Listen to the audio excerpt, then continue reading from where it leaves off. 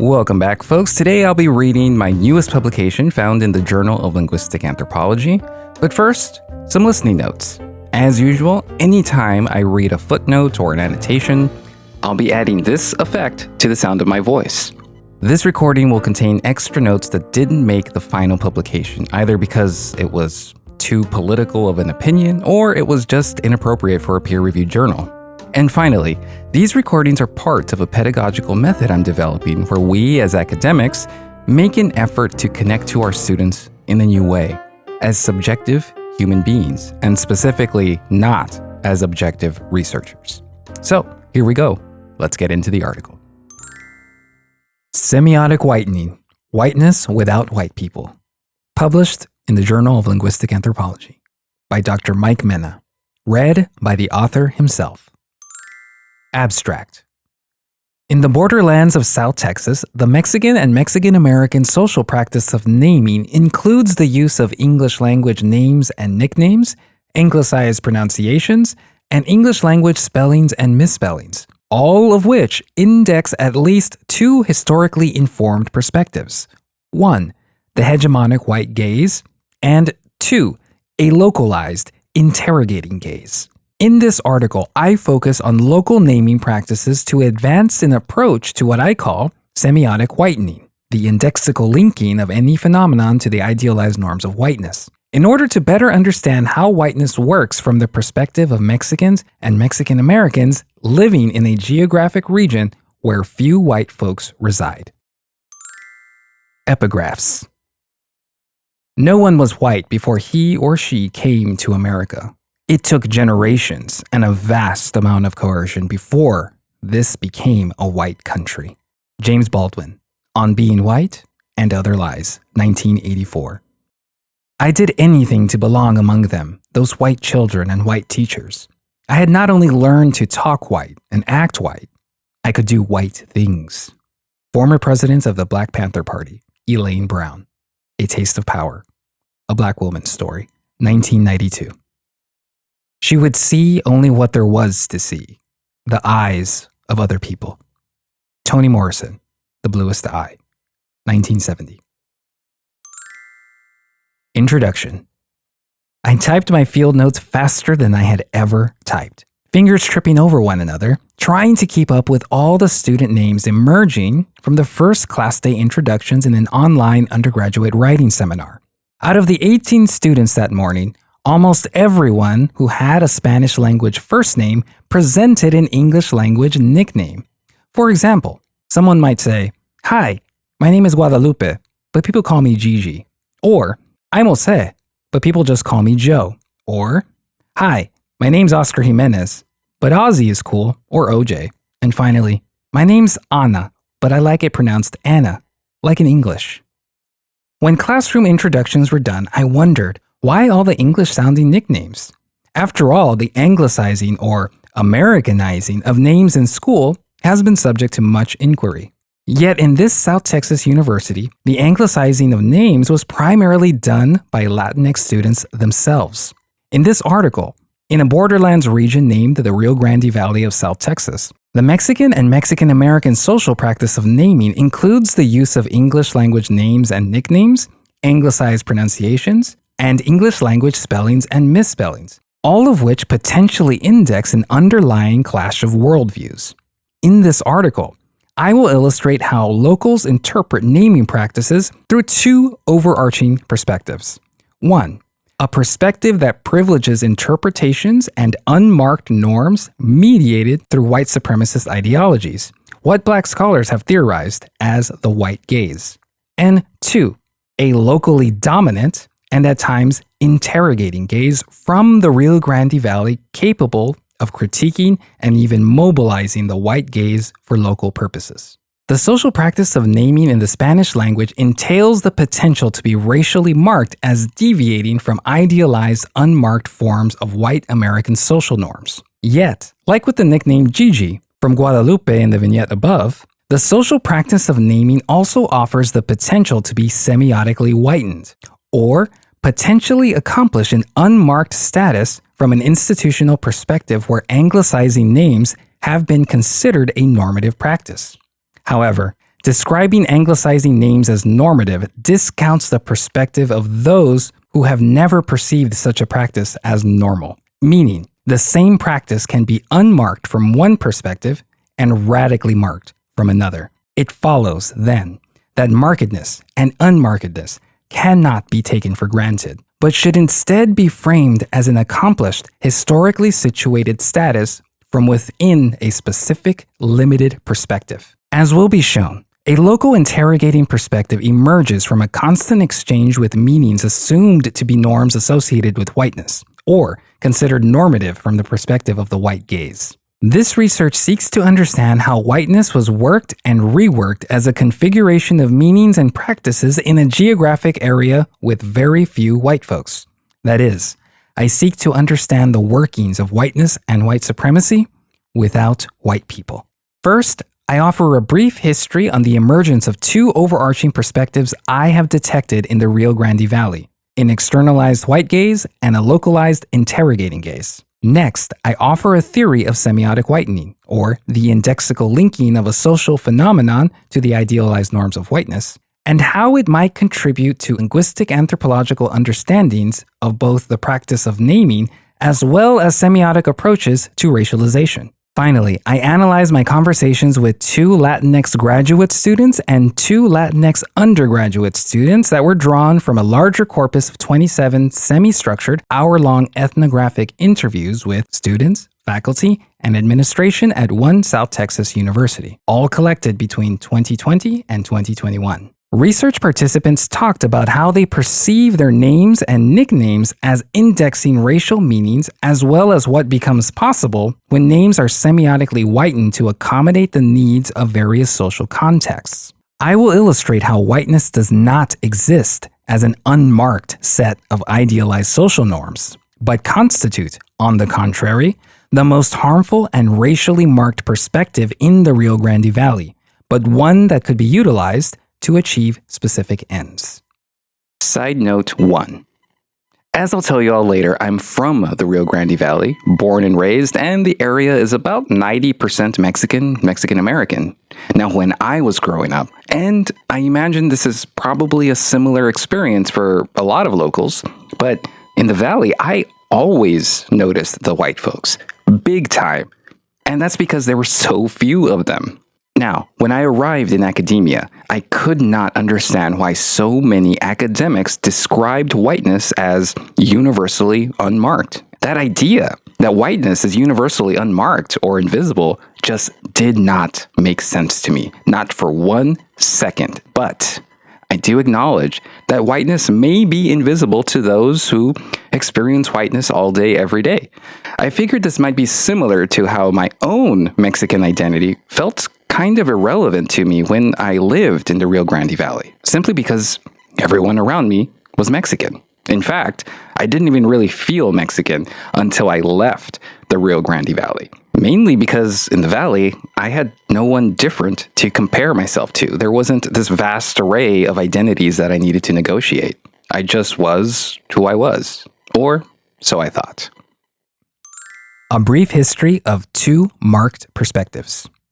White supremacy, as I use it here, refers to an often unnamed and supposedly unmarked political ideology with a long theorized system of valuation, morality, and socioeconomic hierarchy that continues to govern social norms in the United States. While the operationalization of whiteness has been typically positioned as invisible and/or unmarked, unmarkedness itself is not accidental or natural, but a quality that emerges via the historical semiotic process of unmarking. Black scholars have long uncovered systemic erasures, elisions, and falsehoods when it comes to the historical conceptualization of whiteness, which worked with and through self-aggrandizing white mythologies. W.E.B. Du Bois posited that racialized persons excluded from the white world, those racialized subjects on the subjugated side of the color line, have the gift of second sight, or the ability to employ an interrogating gaze that perceives how American racism works at levels both personal and systemic. This is not to say persons who identify as white cannot be critically conscious of the white gaze, but more so to say that those positioned as outsiders to those norms are, quote, one potential source of insight in an effort to understand how whiteness works today, end quote. Lewis, 2004. For the 91.75% Hispanic population in the Rio Grande Valley, as well as the 90.8% Hispanic student population at the local university, whiteness has never been unmarked, but instead explicitly marked as an outsider's perspective. Two of the Rio Grande Valley's most celebrated social theorists, Gloria Anzaldúa and Américo Paredes, they wrote extensively about how resistance to white norms and practices, emerging from what they both called the gringo world, they wrote how this resistance was the source of much racial strife, with consequences ranging from massacres and lynching, to the racialization of space via segregation, to the enforcement of English in Texas schools via linguistic terrorism, all of which marked the local Mexican social norms as threatening to white American norms. However, those white American norms were also marked from the perspective of local Mexicans and Mexican Americans. Indeed, white norms, if rejected, were life-threatening during certain historical periods, which had the effect of positioning whiteness as something to be feared, or what bell hooks described as whiteness as terrorizing. In other words, from the regional Mexican and Mexican American perspective, there was no question that there existed a white threat working to either eradicate or assimilate locals through violence, both material and epistemological. Under the white threat, Mexicans and Mexican Americans were forced to develop social strategies to make life easier for themselves and their children. This was made all the more complex by the fact that select upper-class Latinxes were legally constructed as white in various political eras in American history. One such strategy included naming and nicknaming practices, which I turn to next. To help explain local naming practices, I refer to Américo Paredes' semi-autobiographical novel entitled George Washington Gomez. The narrative takes place in the Rio Grande Valley in the 1930s. Strangely, or perhaps not, there is a direct continuity between the novel's representation of the early 1900s social practice of naming and the naming practices in the real-life stories of university students in the 2020s. The novel itself was written between 1935 and 1940, and that it is possible to find similarities in naming practices in the 2020s speaks to the structural durability of the effects of colonial and white supremacist ideologies that continue to shape present-day naming practices in the Rio Grande Valley. The protagonist's name, George Washington, was strategically chosen by his family precisely because it was marked as a, quote, gringo name from the, quote, gringo world, and they believe that a white name paired with his lighter, whiter skin tone would afford him social and economic possibilities not available to most Mexicans in the Rio Grande Valley. That is, the family hoped by semiotically whitening their child, intentionally invoking signs historically linked to whiteness, he might be accepted as a fellow white person from the perspective of the more powerful white worldview. In other words, whiteness was not invisible or unmarked to the Mexican community. Footnote 1. Spears, 2021, gives name to such signs, whiteners. For example, in his article, he tells of a Puerto Rican man who was stopped by New York police who attempted to search his vehicle without probable cause. The Puerto Rican man promptly made the switch to standard English mixed with legal jargon, which appears to have had the effect of successfully ending the police interaction. Spears suggests that the legal and standard registers of English were deployed as whiteners meant to, quote, nullify to some extent certain consequences of their social status. Keeping these two marked perspectives in mind, the white gaze and the local gaze, we are better able to understand how hegemonic white norms are disseminated both with and without white identifying persons being present. As will be illustrated, naming practices offer a unique insight into the presence of both perspectives. Next, I present a theory of semiotic whitening and its application to local naming practices. Side note 2. As I said, George Washington Gomez is a semi-fictional autobiographical account of the Rio Grande Valley. But the reason this book connected with me so deeply was because of some of the things the protagonist does in the book. Things that I actually really did myself as a child. For example, there's this one scene in the story where George Washington is stabbing this tree with a knife. The tree, of course, was a bad guy, which directly resembled my own childhood fantasy where I was a superhero chopping at defenseless trees with a random rusty machete that I found somewhere. Of course, to my childhood mind, those trees were clearly supervillains and, deserved to experience death served on a plate of justice that only my magical machete could serve. So when I read this book, it felt as though I was reading about my own life as a Mexican boy growing up in the Rio Grande Valley. Theoretical approach, semiotic whitening, and naming practices.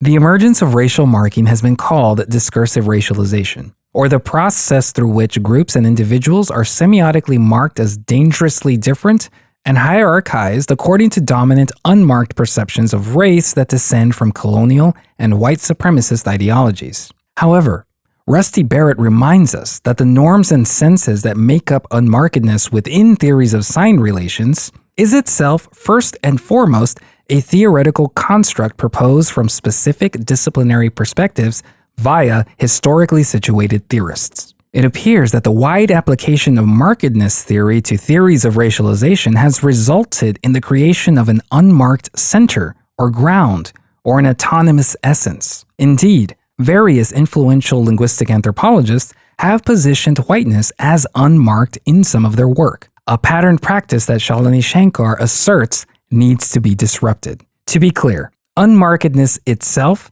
is not the problem. But, as Urchioli asserts, it becomes problematic when unmarkedness is perceived as emanating from nature itself, as opposed to the centuries-long processes of colonial and racial governance. More recent work has begun to deconstruct the unmarked subject positions that help reproduce this unmarked ground. This can be seen in the work that deals with institutionally legitimized listening subjects, or, more importantly here, white listening subjects. The process of racialization involves conflating and naturalizing perceived commonalities of racialized group members with particular social practices. For example, in the United States, the linguistic practice of Spanish speaking might be framed as a phenomenon that, over time, has become emblematic of Mexican and Latinx groupings, even though Spanish is used in communities around the world. These kinds of beliefs emerge from racial-linguistic ideologies, wherein the white gaze creates the conditions wherein non-white groups are marked, defined, and hierarchized in relation to whiteness. Persons and institutions that engage in disseminating and/or enforcing such racializing assumptions can be thought of as white listening subjects or white perceiving subjects. However, while any individual or institution can occupy such a positionality, not all are viewed as legitimate enough to select, hierarchize, and enforce particular meanings as relevant.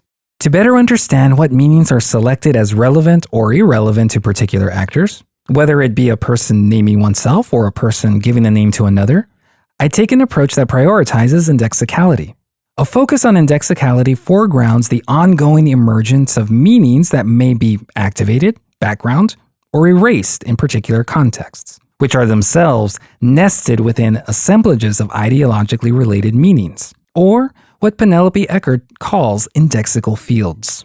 Indexicals, signs that point to context, come bundled with presupposed meanings and histories that entail a range of productive effects, which may reinforce previous indexical connections or forge new ones. Indexicality is a culturally embedded mode of signification. People come to notice, in varying degrees of intensity, some signs as connecting to other signs, while others are taken for granted. And the degree to which some signs become marked by a particular meaning depends on the degree to which signs are conventionalized, institutionalized, or naturalized.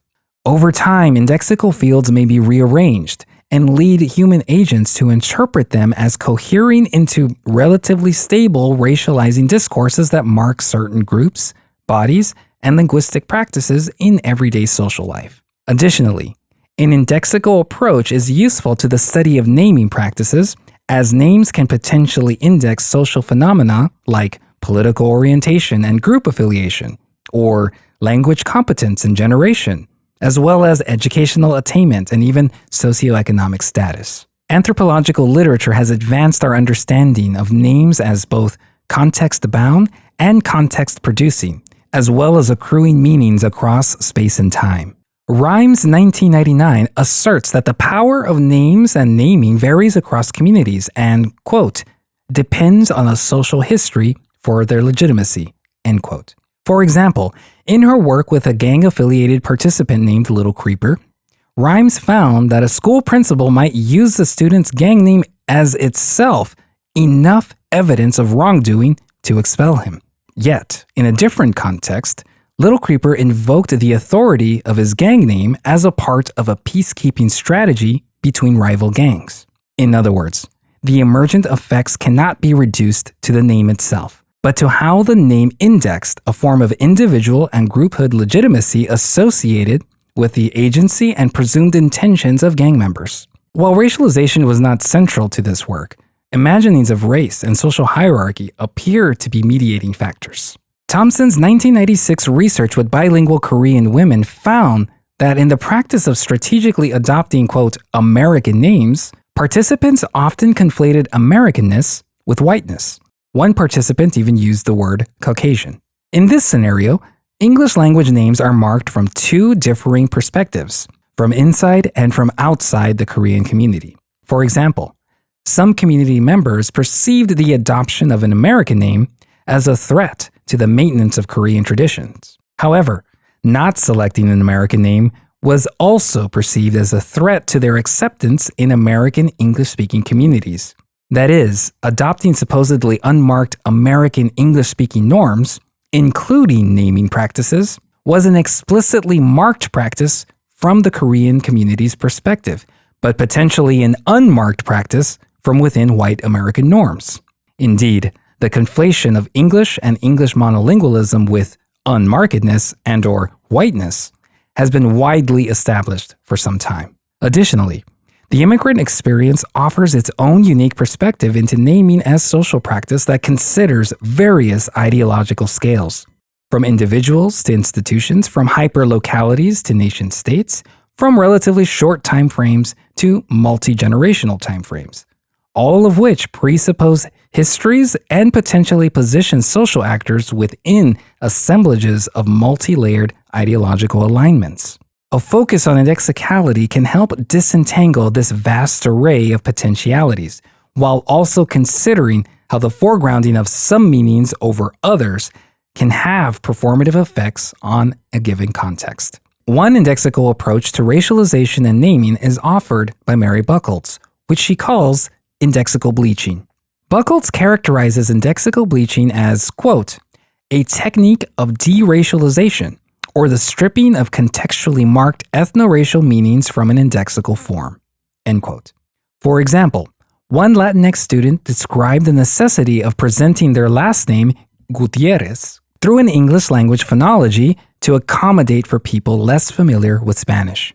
Buchholz characterizes such moments of deracialization and indexical bleaching as, quote, the literal reshaping of ethno-racially marked names, phonologically, orthographically, and even lexically, in ways that reduce their ethno-racial specificity, end quote. However, later in this publication, she also characterizes these moments as the process of, quote, phonologically whitening names viewed by the dominant culture as racially and culturally other, end quote. On its surface, this appears to be a contradiction. Is indexical bleaching, quote, reducing ethno-racial specificity, or is it whitening, and therefore adding and intensifying specificity via the addition of racial meanings linked to whiteness?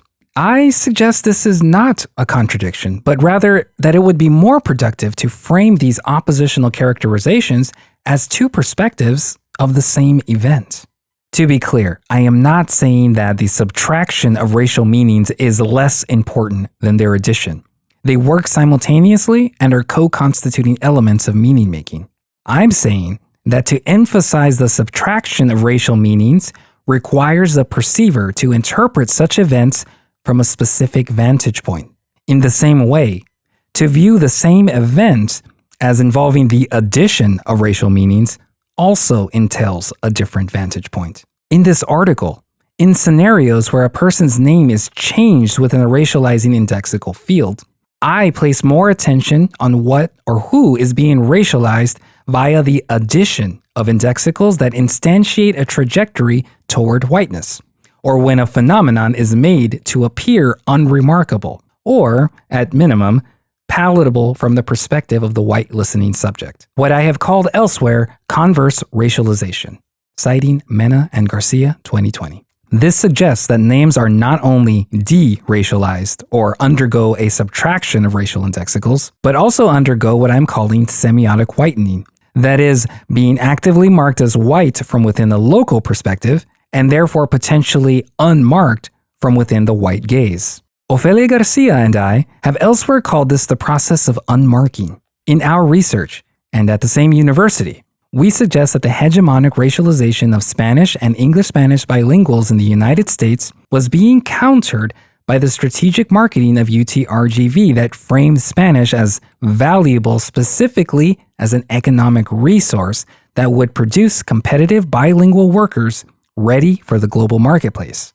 That is, Spanish is positioned as unmarked from within a normative neoliberal perspective. This framing is very distant from, for example, a university proposing that Spanish and bilingualism are valuable to local Mexican and Mexican-American students as part of their heritage, or maybe as an activist approach to undo over a century of racist schooling and forced Americanization. Instead, UTRGV was flooding the indexical field of Spanish with meanings associated with the presumed norms of the global marketplace, drowning out local histories of racism and eroding the connection between Spanish and the local Mexican-American population. That is, Spanish and bilingualism were undergoing the process of unmarking, where signs of unmarkedness slowly subsume signs of racial markedness. The end goal was to achieve an institutionally legitimized unmarked status for Spanish and bilingualism from within the institutional perspective that assumes the legitimacy of a white monolingual norm. In this article, I have chosen to focus on the social practice of naming because of its racializing and marking potential.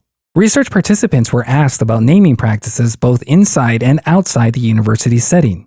In some cases, unmarkedness from the socially dominant perspective, that of the normative white gaze, was seen as desirable and strategically achieved via naming practices. That is, some participants hijacked, resisted, and even co-opted the white gaze, which might have otherwise kept them in a subordinate social positionality in certain situations. Often, however, names functioned to enable the ordinary movement of people within the everyday operation of social life. Methodology and researcher positionality. Following anthropological precedent, the data collection methods used to conduct this research were interviews and participant observation. As this research was conducted during the COVID-19 pandemic, most interviews and participant observations were done remotely. To uncover evidence of semiotic whitening, I drew from a larger corpus of ethnographic interviews that were conducted between spring 2020 and summer 2021 of the academic calendar. In spring 2021, I participated in 2 online creative writing seminars, one undergraduate and one graduate, which was where I met most of the students I interviewed for this research. In total, I conducted 27 semi-structured interviews, approximately 1 hour long each, with various university actors, including 13 undergraduate students, 4 graduate students, and 10 faculty members, some of whom served in an administrative capacity. The semi-structured interviews were analyzed using what Wortham and Reyes call discourse analysis beyond the speech event, an approach that, quote, traces pathways that linguistic forms, utterances, cultural models, individuals, and groups travel across events. This approach goes beyond the immediate context to incorporate histories of larger and smaller scales, from hegemonic ideologies to individual experiences, which was particularly useful for analyzing naming practices. As this article focuses on naming, it required careful attention to the selection of pseudonyms. Sometimes, participants' legal names were the phonological or poetic basis for their nicknaming practices in both English and Spanish. In these cases, auditory similarities of pseudonyms and their nicknames might be prioritized. For example, the name Humberto became Herbie and/or Beto. Other times, I prioritized how a naming error might occur. In these cases, I chose pseudonyms that are mispronounced or misspelled in analogous ways. For example, Joan, mistaken for Juan. Still, at other times, pseudonyms were chosen based on the number of syllables and diacritic markings used in the name in order to recreate an orthographic or visual similarity. For example, the name Jose with an accent over the E may be alternatively spelled without an accent. While the COVID-19 pandemic altered how I had planned to conduct research, my intimate relationship to both the geographic region and the university meant that I knew faculty I could ask for help undertaking the data collection phase, which I turn to next. The field site, the University of Texas Rio Grande Valley, UTRGV, is named after the geographic region, the Rio Grande Valley, or the RGV, both of which are located at the most southern tip of Texas. UTRGV technically opened in 2015. However, it was actually the merging of two much older local universities already in operation, the University of Texas Pan American, or UTPA, and the University of Texas Brownsville, or UTB. In terms of positionality, I'm a Mexican American who was born and raised in the Rio Grande Valley. I attended the local public schools in the 1980s and 1990s, as well as UTRGV in the 2000s, 2010s, although it was then named UTPA. And this is where I earned multiple degrees, 1 bachelor's and 2 master's degrees, as well as a Texas Educator Certificate. Lastly, I taught public school in the RGV for about 3 years during the late 2000s. In fact, it was during my time as a high school student, and then again as a high school teacher, when I first noticed the tendency for local Latinx students to whiten their names. While I hold a lifetime of experiential knowledge of the Rio Grande Valley, I nevertheless remained hyper-conscious of how that same knowledge might produce theoretical blind spots from this kind of researcher positionality, or what Vienna's 1996 called the colonizer-colonized researcher doing ethnography as a so-called native. Ethnographic Interviews: What Names Might Index. I participated virtually in 2 creative writing seminars at the University of Texas Rio Grande Valley, 1 undergraduate and 1 graduate. Approximately 90% of all students pronounced their names and/or nicknames in English. What became clear was that students had several names that they readily switched between or altered depending on the immediate context. Often, names indexed ideological assumptions about race, class, gender, skin color, immigration, linguistic abilities, and institutional space. Subsection: Misnaming and Misgendering. I met Joan Lynn Garcia in the evening graduate course. Her formal clothing stood out in the tiled digital classroom screen, wearing what might be considered professional work attire, with blush and dark eyeshadow. I would later learn that she worked overnight as a producer for the local morning news channel, and after their evening class, she rushed off to work. I asked Joan for an interview via email. We spoke a few days later on Zoom. Joan's mother named her after an American 1970s TV superhero. Unfortunately, her name was a catalyst to constant bullying throughout her childhood. Interview excerpt: Mike. Joan? Is that your given name or your nickname? What do you go by generally? Joan. My name is Joan Lynn Garcia, which I'm glad you started there because growing up in the Valley has always been a kind of like a point of contention for me. Only because it's really dumb now that I'm an adult, but like growing up every year, every teacher, every class, it was always the same thing where it's spelled Joan, but it was always read aloud during attendance roll call as Juan. So if I didn't go up to the teacher, like tell them before class started what my name was, they would just automatically read it as Juan, which is not a big deal, but it was only unpleasant because the other kids would make fun of me for it. End of interview excerpt. While Joan asserted the mistake was, quote, not a big deal, she states that it has, quote, always been kind of like a point of contention. It's clear that across a lifetime, being constantly and simultaneously misnamed and misgendered was cumulatively taxing.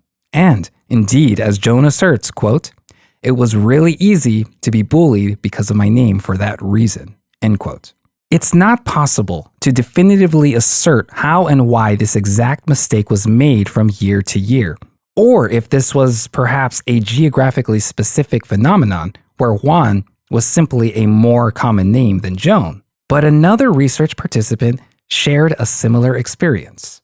Virgilio Martinez was another student from the same graduate seminar and was close to finishing a degree in the MFA program as an English-Spanish bilingual poet. Virgilio was a reserved person with an interest in photography and podcasting. In class, he stated his naming preference as either the letter V or Virgilio, pronounced through an English phonology. After a quick email correspondence asking for an interview, I met up with him a few days later on a Zoom call. He appeared on screen looking the way he did in class, sitting in an office chair in his bedroom and wearing big, puffy, gaming-style headphones. When I asked him if he had any nicknames, he said, quote, "When I was younger, I wasn't such a huge fan of the name. It really just stemmed from, honestly, being in elementary and middle school classes, and then we have a substitute teacher, and the teacher is going down the list of attendants, and they say, Virginia. And it's like, well, is that me? Usually that's my name in the order of roll call that we're going down, and it happened so many times. It usually was, Virginia. So for the longest time in elementary and middle school, I was so uncomfortable with having this longer than normal name with these very particular pronunciations that certain people couldn't roll off the tongue as easy." End quote. The experience of being misnamed and misgendered was described as the conflict that emerged from his given name, causing him to be, quote, "so uncomfortable." Virgilio further added that he remembered most of the school substitute teachers as having Spanish language surnames, meaning the mistake was likely made by a Mexican or Mexican-American from the Rio Grande Valley.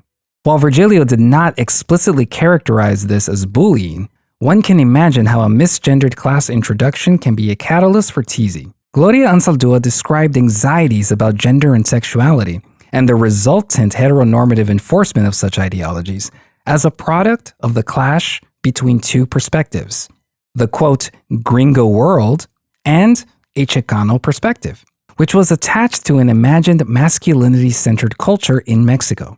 In both Joan and Virgilio's classroom experiences, then, it may be more accurate to foreground the feelings of unpleasantness as not so much stemming from an accidental cross-language misnaming, but more so the effect of being shoved into an indexical field of meanings that injuriously interpolated both Joan and Virgilio as occupying an explicitly marked positionality between, but ultimately at the margins, of two racialized heteronormative perspectives, a local Chicano perspective and the gringo world, also known as the white gaze.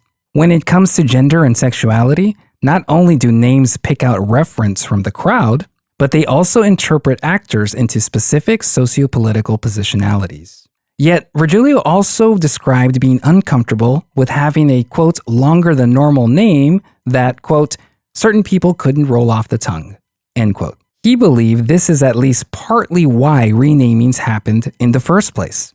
The local difficulty with Spanish language pronunciation is directly related to the prominence of subtractive schooling in the United States, which prioritized cultural assimilation, the subtraction of local norms, while also promoting white American English-speaking norms. However, schools are not the only places marked as English dominant. For example, the local Starbucks conducts business in English. Virgilio would go on to say, quote, "I can't go to Starbucks and necessarily use my name, especially if it's crowded, because they just will not hear me, or they'll write something else. I've gotten, like, Rogelio, and I would say, oh, it's, just put down V, the first letter," end quote.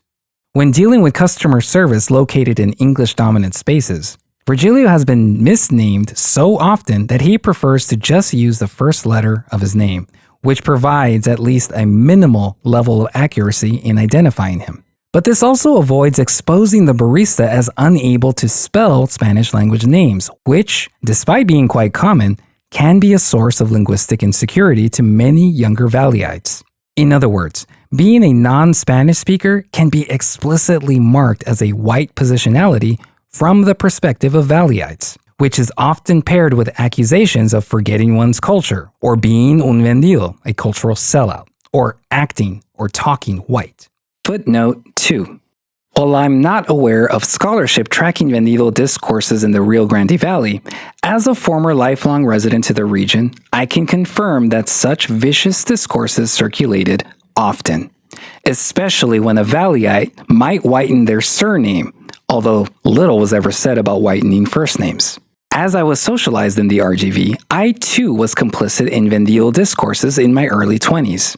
While interrogating a friend for anglicizing both their first and last name, I accused them of selling out, saying, "You want to be white or what?"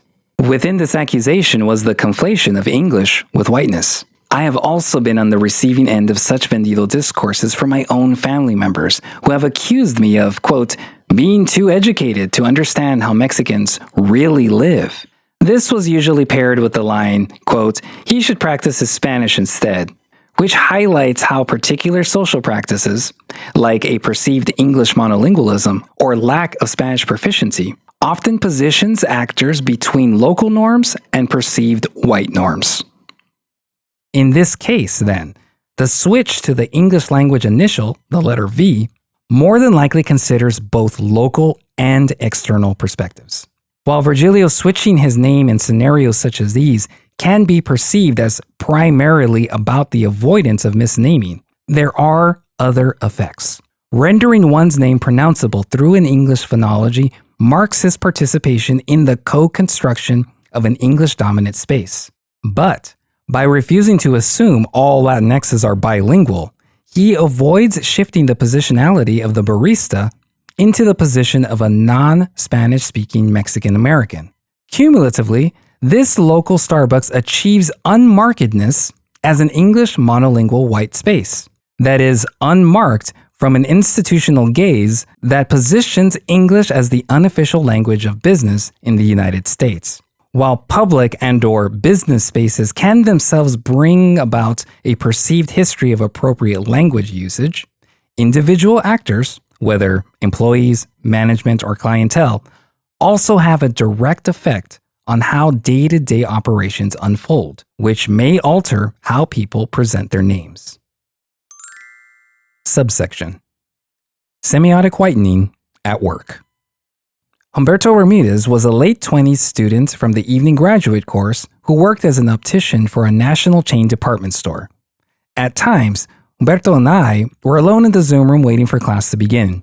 As we both have poor eyesight, we often had conversations about wearing glasses, of all things, and we were both enthusiastic about technological advances in corrective lenses for people with vision problems. Eventually, we scheduled an interview.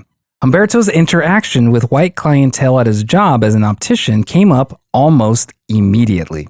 Around the winter season, the Rio Grande Valley receives a large influx of temporary guests known as winter Texans, or snowbirds, who are persons from northern states that, quote, migrate to the warmer weather of southern states during winter. These folks are almost always white identifying, married, English monolingual, upper class, Republican, and retired. They often travel down with campers or otherwise live in high-end mobile home parks built specifically for winter Texans. Locally, winter Texans are generally seen as polite and friendly, but nevertheless are marked as Anglo tourists that naively hold an exoticized view of, quote, Mexican culture. In this conversation, Humberto described the awkwardness he constantly felt when his name was perceived as difficult to pronounce. Because of this, he goes by a variety of names depending on the context.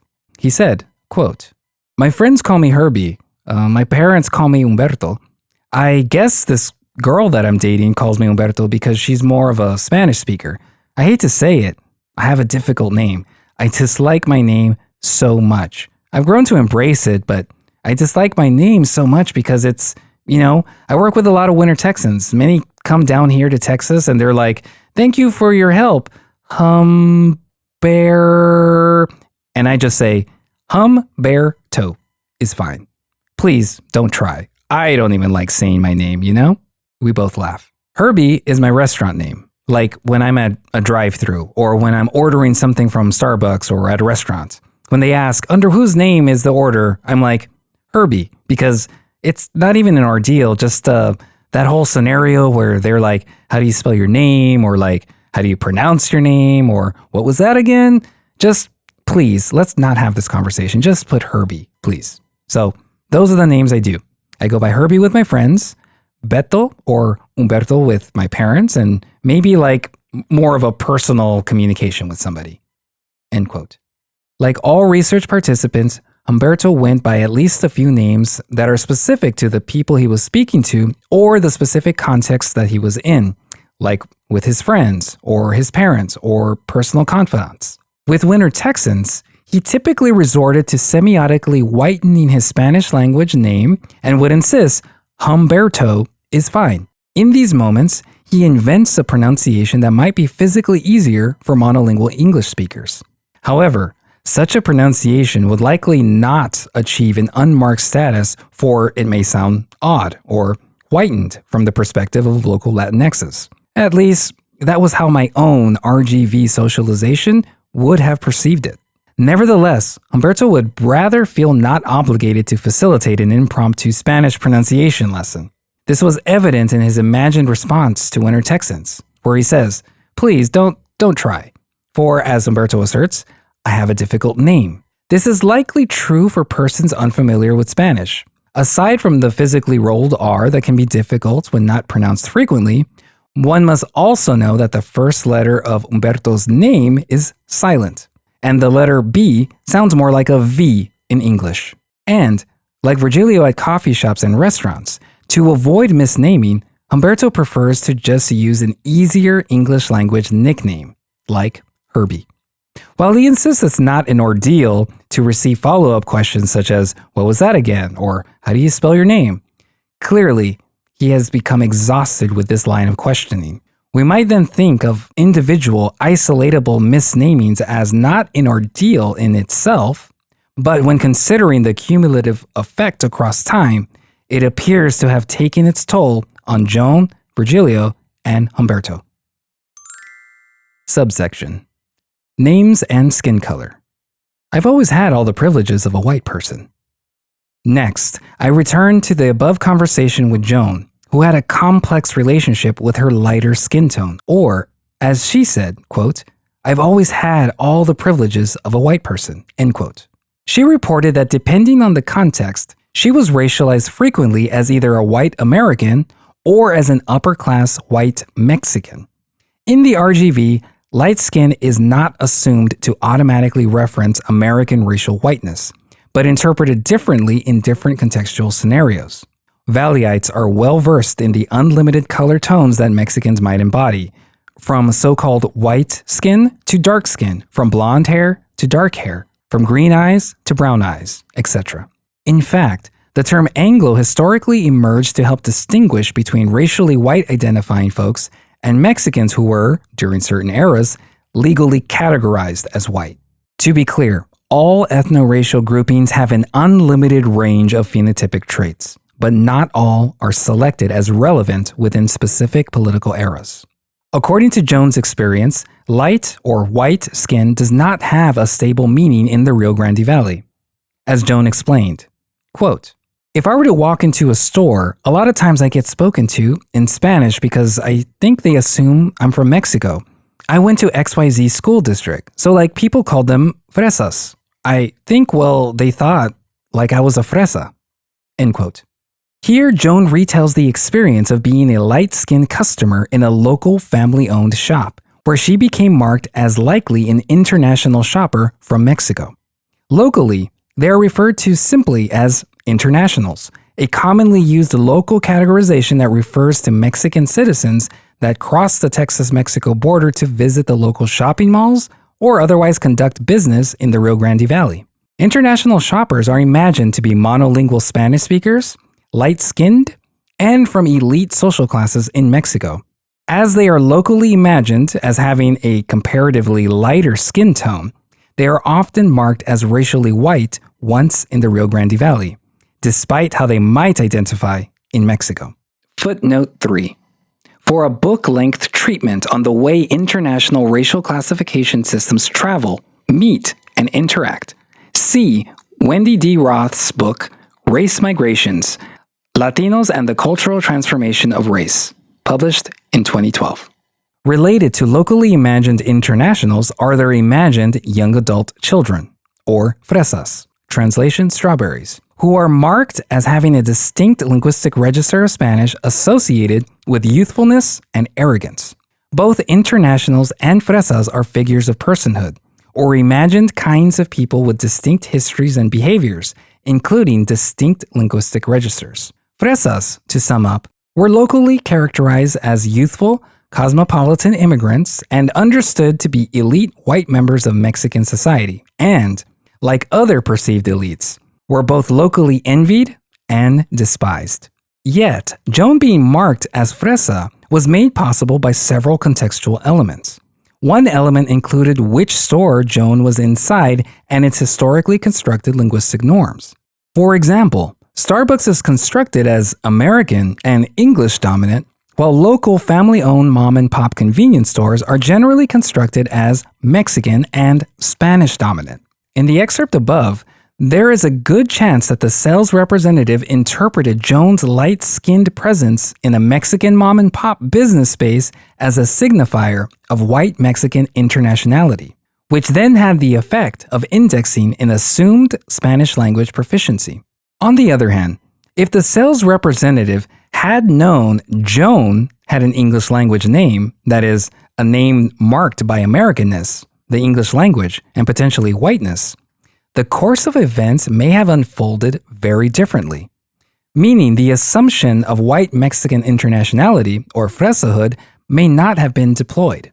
In this example, Joan's light white skin was conflated with ideological constructions of elite Mexican whiteness precisely because her English language first name was not known to the cashier.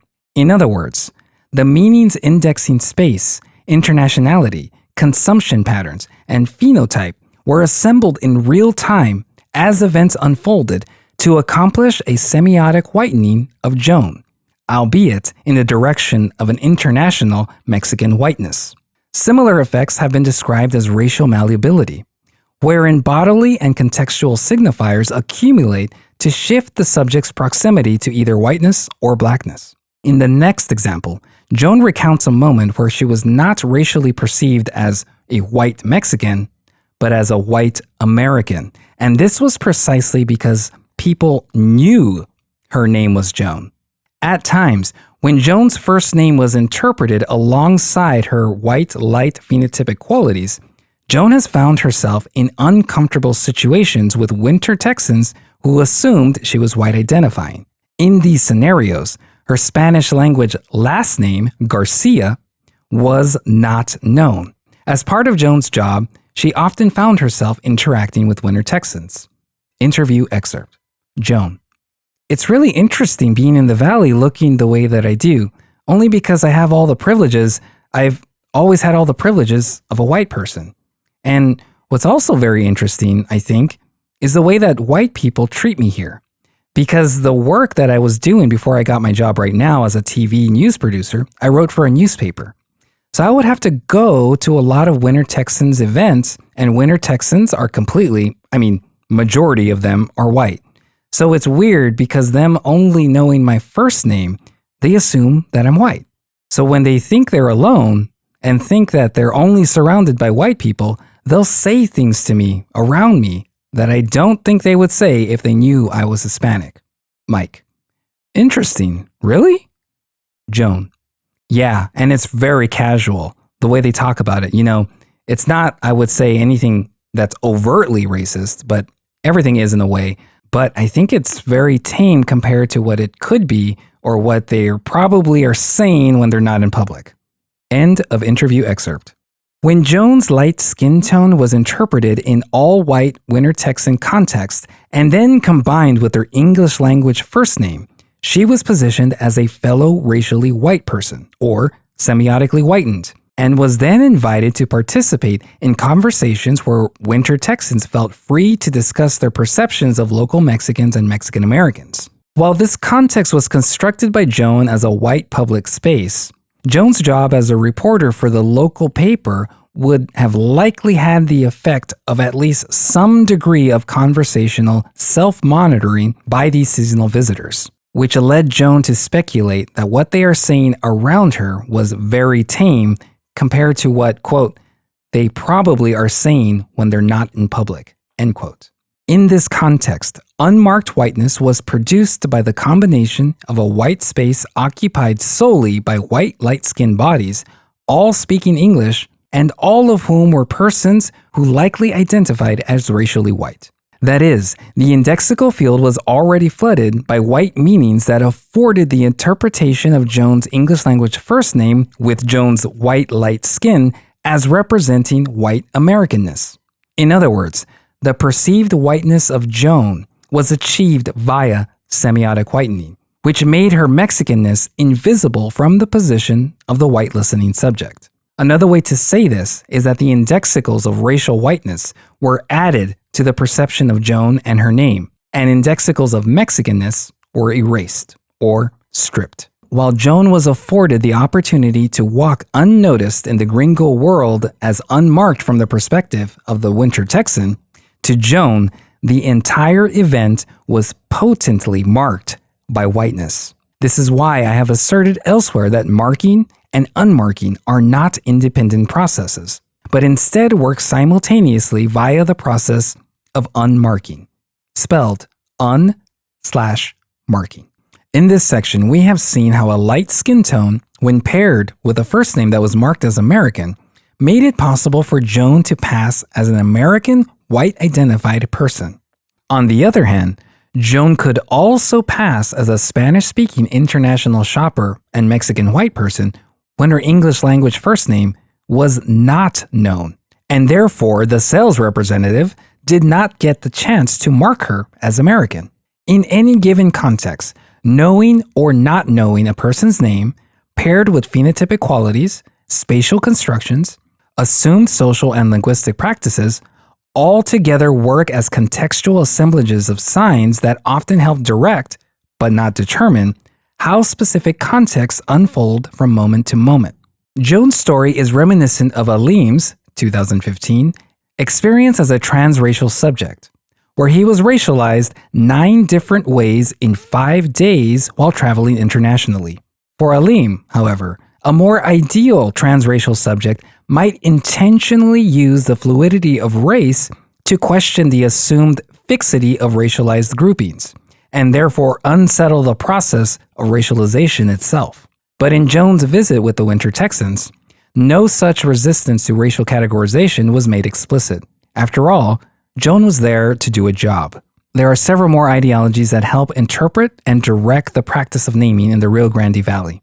This includes beliefs about what constitutes poverty, an educated citizen, and what it means to be bilingual, which I turn to next. Subsection: Names as indexical of language abilities. Please do not be fooled by this badge. I'm very white inside. In this section, I return to my conversation with Humberto. As he explained above, Humberto is on his employee name tag, and when winter Texans attempted to read his name, he would invent an anglicized alternative. However, when a Spanish-dominant customer would read his name tag, they might assume he speaks Spanish because a person needs a somewhat deep familiarity with Spanish to pronounce Humberto correctly. In this way, his name works as a metapragmatic proxy for linguistic abilities, indexing Spanish, Mexicanness, and other meanings explained below. However, Humberto was uncomfortable speaking Spanish at work. Interview excerpt. Humberto. The Humberto name, it has ups and downs. I've learned to live with it, but I kept it out of guilt, like shit. But I wish I did change it. It's fine, but down here in the Rio Grande Valley, that's another curse of my name. A lot of native Spanish speakers see my name and they're like, that guy. I'm going to that guy because he definitely knows Spanish. After all, his name is Humberto. Mike. That's true. It does sound like a super Mexican name. Both laugh. Humberto. Yeah, it does. And it's a curse. To me, I was like, shit, look, please do not be fooled by this badge. I am very white inside. Both laugh. End of interview excerpt.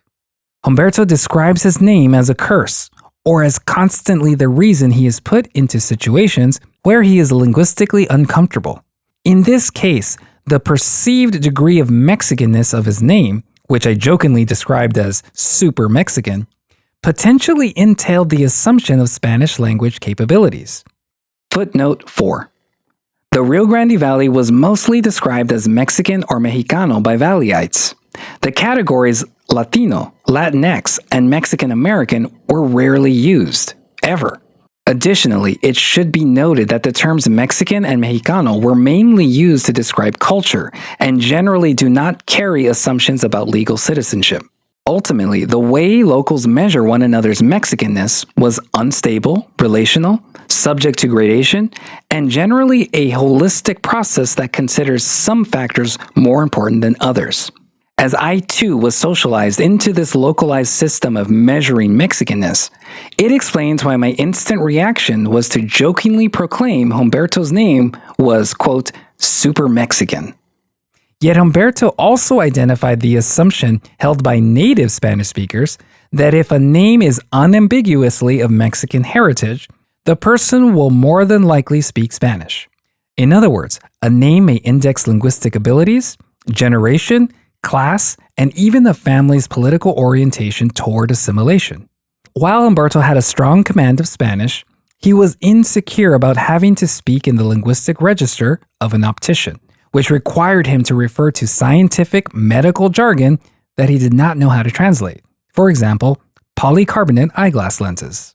There are more ideological assumptions names might index. For example, the name Humberto might signal how long a person has lived in the United States or what generation they are from. In the Rio Grande Valley, it has been my experience that long-time Spanish-speaking residents from older age groups, perhaps 50 years and older, or from a previous generation, would not assume younger Valleyites are confident in their Spanish-speaking abilities. Yet, despite his youthful appearance with the name Humberto, some customers assumed he must know Spanish.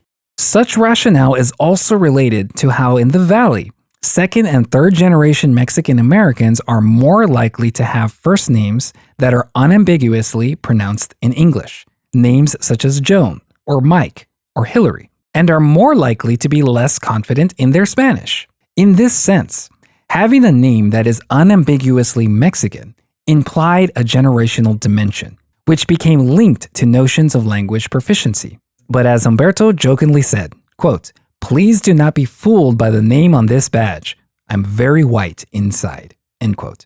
Here, Humberto conflates degrees of whiteness as correlating with degrees of Spanish language proficiency and/or English monolingualism.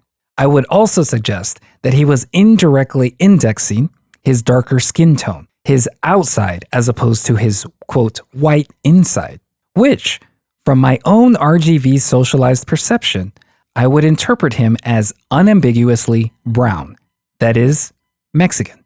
Humberto suggests there are ups and downs to having such a Mexican name. However, from our conversation, he only spoke of discomfort and disadvantage.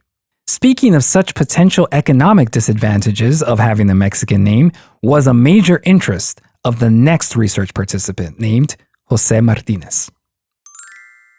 Subsection: having a common Mexican name. There are like 100 Jose Martinezes.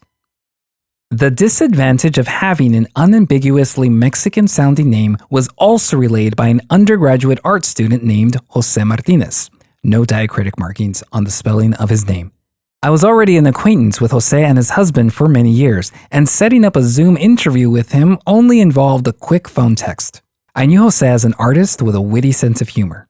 He said, quote, I do feel that sometimes maybe having such a Hispanic name or a very common name, a lot of times when I go somewhere or I have to give my information, like, for example, in school, they're like, wait a minute, because there's like 100 Jose Martinezes. But I always think that that might be a little bit of a disadvantage because people might see that name and they'll associate it with like, well, Obviously, being Mexican, maybe with being uneducated or with being poor or with being illegal even. End quote. In the United States, the name Jose, similar to Pedro, is often used as a stereotypical name and or a slur for individuals marked as unambiguously Mexican. Or as Jose asserts, the name is obviously associated with being Hispanic or Mexican. Additionally, the surname Martinez is just as common as Jose. So Jose Martinez takes on a generic quality, something analogically equivalent to the name John Smith. Over time, the name John Smith has become emblematic of whiteness, Americanness, and English language monolingualism.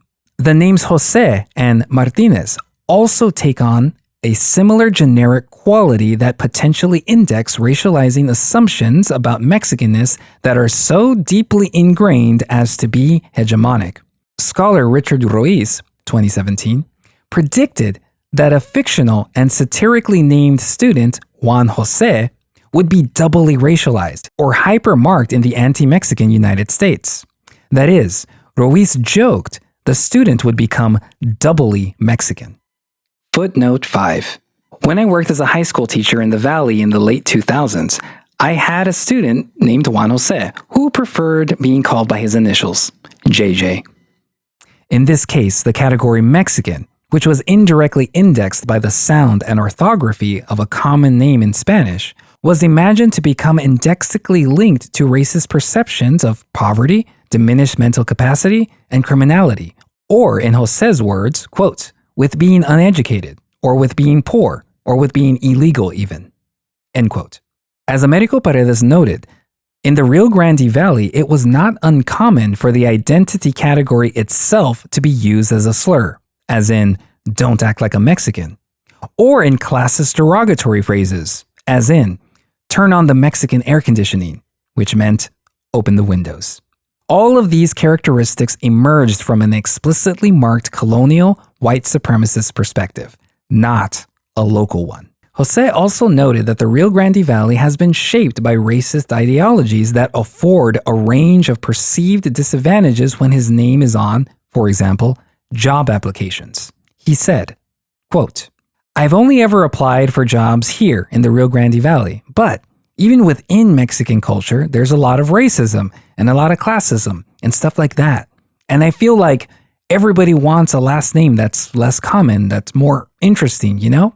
And when they see something like the name Jose Martinez, they might not take you serious, or they might just think, oh, what do you know? End quote. Jose identifies a range of racist assumptions that might be read into the commonness of both his first and last name, which potentially invokes common racializing tropes about Mexicans. That is, the commonness itself positions Jose as susceptible to common racial stereotypes, even from within the Rio Grande Valley. Here, Jose was identifying the white perceiving subject position being enacted by Valleyites in managerial positions. In the last line, he imagines readers of his job applications as assuming he is uneducated, unqualified, or unintelligent, which results in the condescending question, oh, what do you know? Racial profiling based on names in the labor market has been shown to have detrimental effects on social mobility. Such discriminatory racial practices come with white gaze assumptions about so-called American-sounding names, mainly that unambiguously Anglo names tend to index higher educational attainment, higher socioeconomic status, and a positive orientation toward meritocracy and assimilation.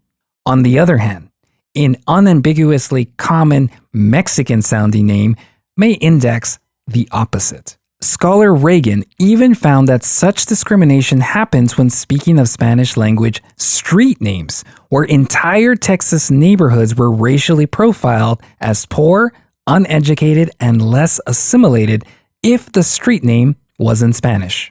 Such assumptions could be considered racist nativism, or discrimination that exists at the intersection of race, class, and immigration status, which has historically guided dominant perceptions of immigrants in the United States. Jose had recently married his partner, who he lovingly described as, quote, the whitest, blondest person ever, End quote. His husband's name would very likely be interpreted as unambiguously white, Hunter Smith. As in the case with many newlyweds, a conversation about changing or hyphenating surnames came up. Conversation excerpt. Mike: was there a talk about changing last names? Jose: me and Hunter have talked about it several times. He sometimes says he wants to change his last name to Martinez, and I tell him not to because I feel that he'll be at a disadvantage if he did. I don't know how accurate I am, or maybe it's just in my head, but I honestly do think that if he did, it wouldn't benefit him. But maybe that's the reason why he wants to do it. To be kind of like a contrast between what he looks like and his name. And he's always been very, supportive of diversity and equal rights and things like that. End of interview excerpt. While Jose explicitly believed that the surname Martinez would disadvantage his husband, Hunter saw the opportunity to adopt Martinez as a way to unsettle stereotypical representations of Mexicans. That is, his husband Hunter predicted his white skin and blonde hair would unsettle the racializing link between common Spanish language names and brown dark-skinned Mexicans. Ultimately, they both decided to keep their last names, but this does not stop them from jokingly imagining what would happen if Jose translated his name into English as Joseph or Joe, and instead adopted Smith for his surname. Interview excerpt. Jose: we talked about how I'll just go all the way and be Joseph Smith. Mike: Joseph Joe Smith, yeah. Oh yeah. Laughter. Jose: but no, I was just kidding. I wouldn't do it because of the reasons I just said. I think it would be too much of a hassle, and because in the end, it's not as important as I think it is. End of interview excerpt. Although this was all meant in jest, Jose suggests that the name Joseph Smith would potentially entail an advantage to him on, for example, a job application. And perhaps with a doubly white name, he would be perceived as doubly white. Jose and I knew that the name Jose was almost never locally translated to Joseph, but to a more informal Joe. That shared knowledge immediately inspired my joking reference to President Joseph Joe Biden, who was often in the news at the time. Based on our shared laugh, it appears that we both agreed formalizing Joe to Joseph would intensify a perceived whiteness by linking Jose's name to the most powerful white identifying figure in the United States. When Jose characterized this as, quote, going all the way, or co-opting the ideological presumptions of the white listening subject, he was alluding to flooding the indexical field with indexes of whiteness, intentionally building upon monoglot standard language ideologies as a way to tap into privileges imagined to be reserved for idealized white people. In other words, adding enough indexical connections to whiteness could potentially work as a strategy of semiotically whitening himself on a job application, where his unambiguously brown body was not a factor, potentially achieving unmarkedness from the perspective of the white gaze. Jose was working whiteness while white supremacist ideologies were at work. Such rationale aligns with Carr's notion of anticipatory interpolation, or strategies of presenting oneself into an institutionally legible positionality to be perceived in a certain way, which in turn calls on powerful actors to address them as such. In this hypothetical scenario, Jose believed positioning himself via his name on job applications as unambiguously white would lead job search committees to take him, quote, more seriously and sidestep the threat of stereotypical representations of Mexicans. In Jose and Hunter's case, it becomes clear that analyzing the practice of naming can reveal the presence of racial ideologies that include an assumed white superiority and Mexican inferiority, otherwise known as white supremacist myths that constitute and inform the white gaze. Sidenote 3. I'll tell you all a little secret about this conclusion, because honestly, I thought the whole article would be rejected because of the last paragraph. While it is written with traditional citational practices and whatnot, to me, it kind of resembles a political speech, which is kind of inappropriate for many peer-reviewed journals. Luckily, I think I formalized that last paragraph just enough to sneak it through. But nevertheless, I do acknowledge that the last paragraph is a bit blunt and explicitly political. But then again, maybe that's just how I write. Conclusions. In this article, I have asserted that centering the perspective from the ethnographic margins makes space for researchers to analyzing how the addition, flooding, or linking of particular indexicals to signs historically linked to whiteness afford the possibility of semiotically whitening any given phenomenon. And, in some cases, semiotic whitening can achieve the status of unmarkedness from the perspective of the white listening subject, showing how race emerges as an assemblage of signs, including, but also beyond the corporeal and associated biological discourses, is a necessary theoretical step to advance our understanding of racial governance. Yet, such racial assemblages are always relational, unstable, temporary, and subject to negotiation, particularly with signs that are highly visible, like a person's name. Shifting a name toward an English phonology, or semiotically whitening a Spanish language name, continues to be a widely adopted institutionalized practice in the United States. At one point, it was considered a so-called unmarked practice, or just the way things were done in the American education system. However, the practice has likely been explicitly marked from the perspective of racialized and minoritized subjects. For if it is perceivable, it is marked. When the local South Texas perspective was ethnographically centered, unmarked whiteness was difficult to defend as actually being unmarked in the Rio Grande Valley. We might then ask whose perspectives might be overlooked when deploying, without qualification, the theoretical construction of unmarkedness. My approach to semiotic whitening considers how multiple perspectives and the presumed historically descended racial and language ideologies can shape the perception of any spatial-temporal context in virtually any direction. This does not mean, however, that all trajectories are just as likely to happen. As illustrated above, whiteness was constructed in real time in various ways and in various contexts, but was always dependent on historically informed perspectival vantage points during the emergence of legible semiotic assemblages. Yet, not all indexical signs trafficked the same amount of racial ideological freight. What Crystal Smalls, 2020, describes as semiotically heavy signs. This sensory metaphor may help us to understand how heavy signs make other signs heavy too, meaning signs co-articulated with racialized signs may give rise to more racialized signs. For example, when paired together, a perceived dark skin tone, a heavy sign, would likely recalibrate the meaning of a hoodie into a sign of racialized criminality from the perspective of the white gaze, meaning the ideological semiotic weight of a dark skin tone was distributed onto the hoodie itself, becoming yet another sign of racialized criminality, adding to the semiotic weight of the racialized assemblage overall.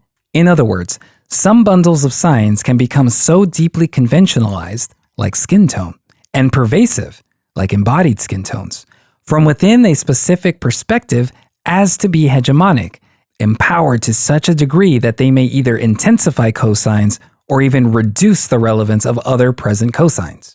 Importantly, and a major assertion of this article, we cannot assume racialized assemblages are perceived or even assembled in the same way across differing perspectives. In the context of the Rio Grande Valley, I have asserted that at least two historically informed perspectives can be identified, the white gaze and a localized gaze, where the meaningfulness of whiteness, its creation and maintenance, remains an ongoing negotiation. As scholars have noted, whiteness should no longer be treated as devoid of content, or as a naturalized, invisible essence without a creator.